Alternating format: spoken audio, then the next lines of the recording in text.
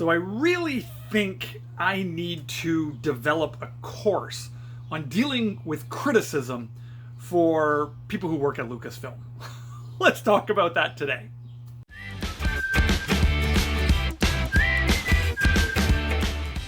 Hey there everybody, it's Rev Kev. Welcome to the Geek Corner channel. If you're new with us here today, I would love if you would hit that subscribe button, hit the notification bell, give the video a thumbs up, give the video a thumbs down, whatever it takes. I'm getting so close to the 1,000 subscribers. Really means the world to me that you're all a part of the community here. Well, it seems like every time I start getting my hopes up that things are starting to turn around at Lucasfilm, that they're trying to make good content and try to engage with the fans, something else happens on social media and a Lucasfilm employee does something. Honestly, if they were staff of mine treating people online like the way they treat people, you wouldn't be working for me. That's the way I run things. And so I want to talk today about criticism. I mean, the reality is you and I, in the world that we live in, are going to face criticism. And sadly, it seems like we're living in a world right now where we no longer know how to deal with it. We don't know how to process, how to respond to criticism. Now, I'm a pastor. Every single Sunday morning, I say something that somebody doesn't like. Every week.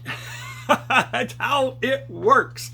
When you put yourself out there into the public world, something is going to come out of your mouth that someone's not going to like, that they're going to disagree with.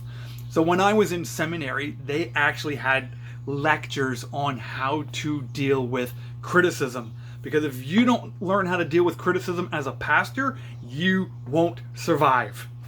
And I think the same is true in Hollywood. I think the same is true in your business. I think the same is true in your life. If you don't learn how to deal with criticism, it's just going to eat you up. So let's talk about criticism. So when it comes to criticism, there's 3 key areas that you and I are going to receive criticism on. Whether it's in sermons, whether it's in a book you wrote, whether it's on a YouTube video you made, whether it's in a big Hollywood blockbuster that you've made. You're going to get criticism on the content.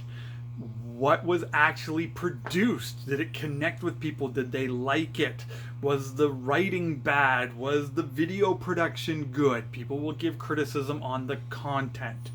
The other thing that you might get some criticism on is on the method of communication. Especially, I find this one hits a lot on social media when we're communicating with one another and we receive criticism based on the methods that we're using to communicate a message.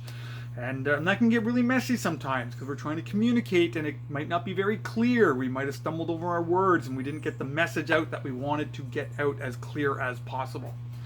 And another way that we get a lot of criticism is on our character. And I think that's the one that stings the most. That's the one where it feels like we got to punch back, we got to hit, we got to defend ourselves, we got to put up our dukes and bang, just kind of hit back on it because we don't like to receive criticism on our character.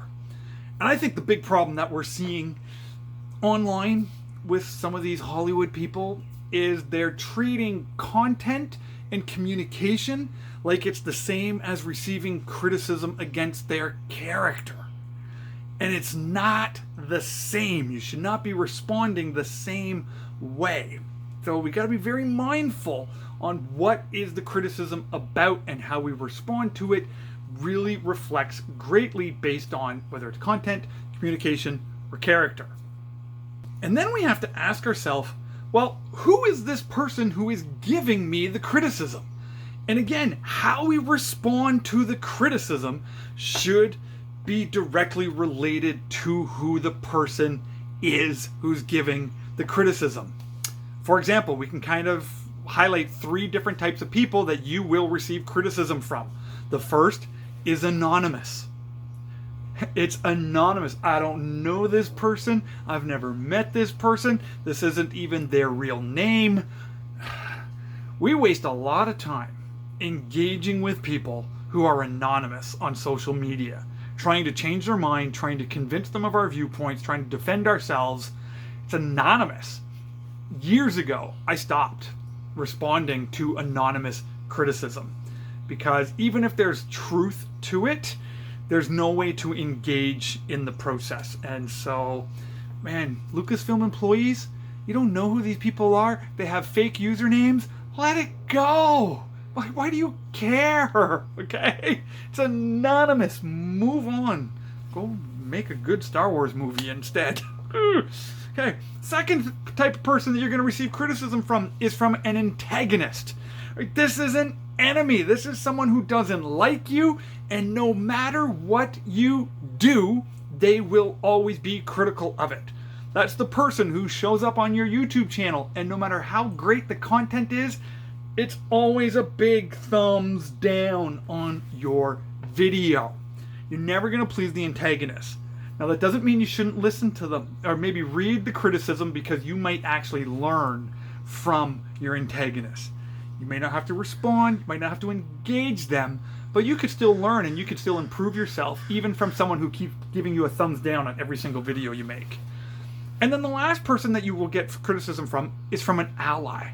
Someone who loves you, someone who has your back, someone who wants the absolute best for you and wants to see you improve and grow and get better, whether that's in preaching or on YouTube or even making Hollywood movies, okay? The people who've been a fan of yours for 30 years, 40 years, who want to see amazing products come out of your company, they're not your enemy.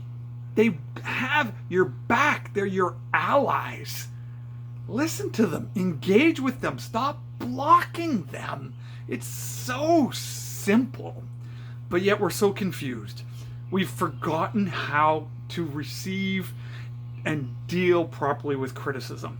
So again, Lucasfilm, if you're watching this video, I'm ready to make a seminar for you. I'll do it free of charge. I could do it on Zoom, or if you want to fly me down to California or fly me around the world to train your staff, it would be an honor and a privilege for me to do so.